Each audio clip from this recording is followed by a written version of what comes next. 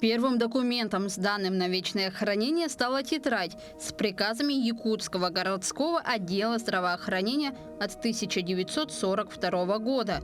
Именно с нее начинается 30-летняя история муниципального архива города Якутска. Особой гордостью сотрудников по праву считается генплан столицы СССР от 1939 года, выпущенный в Ленинграде.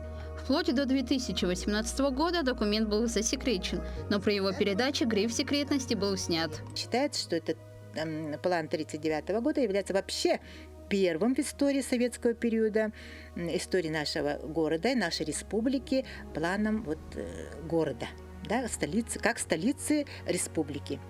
И, к сожалению, можно сказать, по объективным причинам план не был введен в действие, потому что план даже вносил в себя первый проект центра города, канализацию, водоснабжение, которого до этого в городе нашем не было. Муниципальный архив – это хранилище не только личных документов горожан, но и место сохранения уникальных кадров Якутска 50-х годов прошлого века. Для этого в хранилищах поддерживается необходимая температура и влажность, которые не должны превышать 18 градусов и 55% соответственно. Всего же в отделах на вечном хранении более 39 тысяч документов. У нас есть документы по личному составу. Это у нас лицевые карточки по заработной плате работников ликвидированных организаций, личные дела, личные карточки формы Т2 работников, приказы о приеме и об увольнении с работы.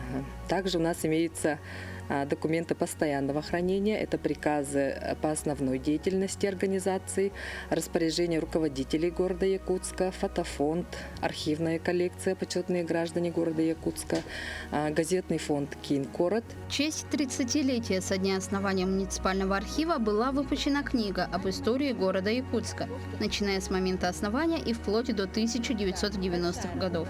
В планах у сотрудников учреждения выпуск второй части книги, начиная с 90-х годов и до настоящего времени. Вероника Таюрская, Артумен Наговицын, Якутск.